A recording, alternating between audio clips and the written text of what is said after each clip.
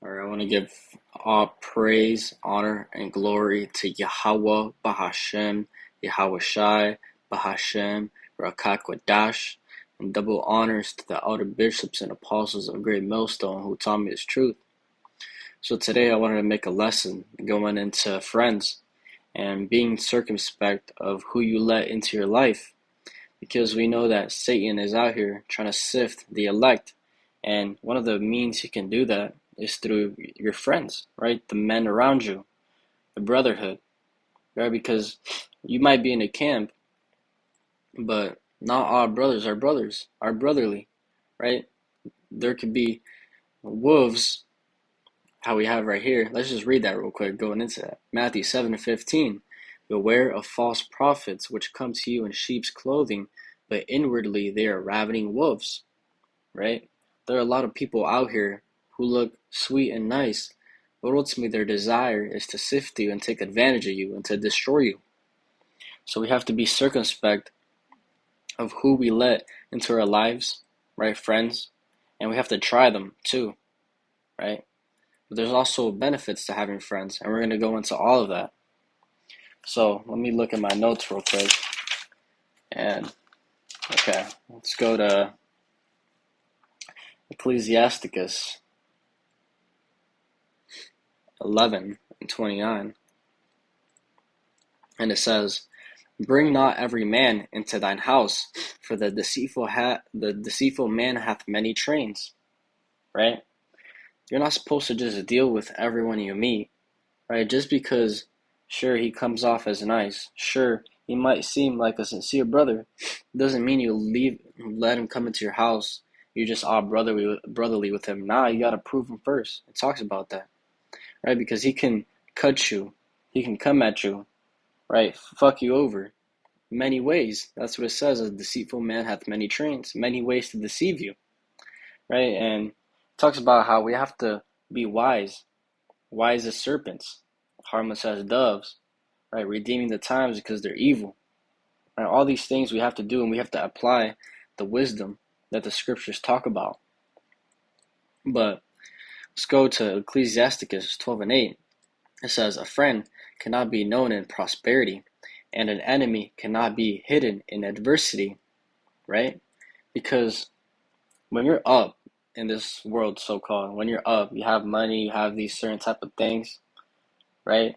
People are gonna act a certain type of way, right? They're gonna just be friends with you because they you have something that they want, right? Because that's how people think nowadays is, what can this person give me, right?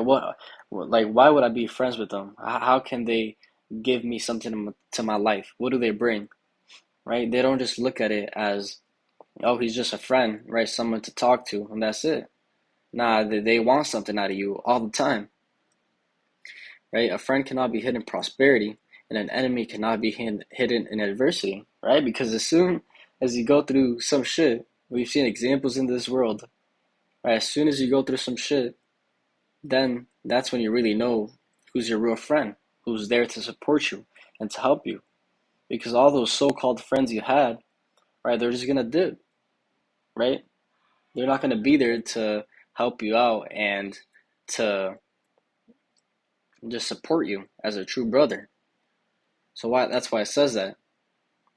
But let's get the next scripture, Ecclesiasticus 37:1. And it says, "Every friend saith, I am his friend also, but there is a friend which is only a friend in name," right? That so-called friend that says, yeah, I'm his friend, but low-key he's a devil and he's been plotting on you, trying to take advantage of you for a minute, right? He's not a friend. But hey, all these scriptures, all these things that I'm speaking about, you can relate it to your own life, right? The scriptures are here for our learning and for our edification. So we have to read and apply, right? But how I'm reading, you can, anyone who's hearing this, you could think and you can apply, you can relate to what this scripture is saying. There's a friend which is only a friend in name. Yeah. So that's why you have to really vet your friends, right? And make sure they're in the right spirit, right? Because it talks about what are the advantages of having a friend? Let's bring that out.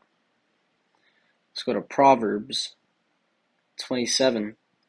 And it says, iron sharpeneth iron, so a man sharpeneth the countenance of his friend.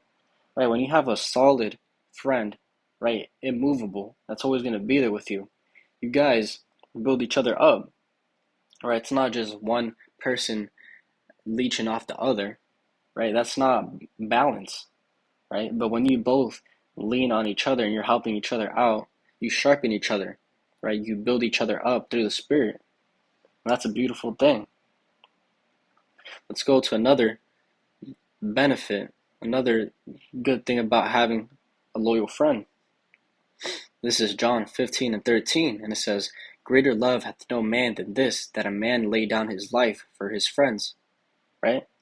Having a friend that will truly die for you, right? How they say in this world, a ride or die. That's something a lot of people do not ever get to reach, do not ever get to see, right? And the brotherhood brings that. That's a beautiful thing. Is when you meet brothers like-minded that believe in the scriptures wholeheartedly and are walking towards righteousness. Those are the type of friends you encounter, right? Quality over quantity, how it says. And the scriptures also talk about how can two walk together except they be agreed, right? You have to be in the same mindset as your friends. You can't just be out here in this world being a righteous Israelite, right? Trying to keep the law, statutes, and commandments to the best of your ability and hanging out with people smoking weed every day, people committing adultery, right? You're better than that. So, hey, to whoever this is supposed to reach, you're better than that, right? And take care of yourself first, right? Seek out your own salvation with fear and trembling, okay? Let's go back to Ecclesiasticus. And Ecclesiasticus, or Sirach, has so much wisdom. It's beautiful. This is Ecclesiasticus 6:7, and it says, if thou wouldest get a friend, prove him first, and be not hasty to credit him, right? And that goes to all things, right?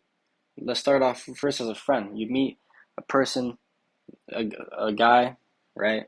He's chilling, he's your bro, right? But hey, just because he's chilling, he treats you good, doesn't mean you tell him all your deepest secrets and you confide in him and all these different things. Nah, you got to give it some time. You got to see how he moves, right? Because it talks about how you know a tree by its fruits, right? See what this man's up to, see what he does on a day-to-day basis. Just not trying to be stalking or anything, but just what kind of person is this person I'm dealing with. And for the same thing for a woman, right? A lot of men are quick to just get with a woman because they're burning inside for that box, right? So, hey, they'll deal with a woman, get with a woman real quick, marry her, right? Just for some box out of lust. And next thing you know, this woman is a complete demon. And now you over here fucked up in the whole situation. You got your feelings tied up because you fucked up, because you jumped the gun. But men, we have to act on logic, not emotions. That's what females do. That's an effeminate trait, okay? But the next verse says, for some man is a friend for his own occasion and will not abide in the day of thy trouble, right?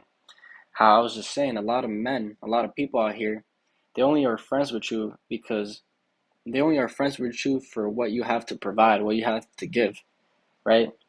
A lot of people are not just friends to be friends, right? They always look, what can I gain? What can I gain?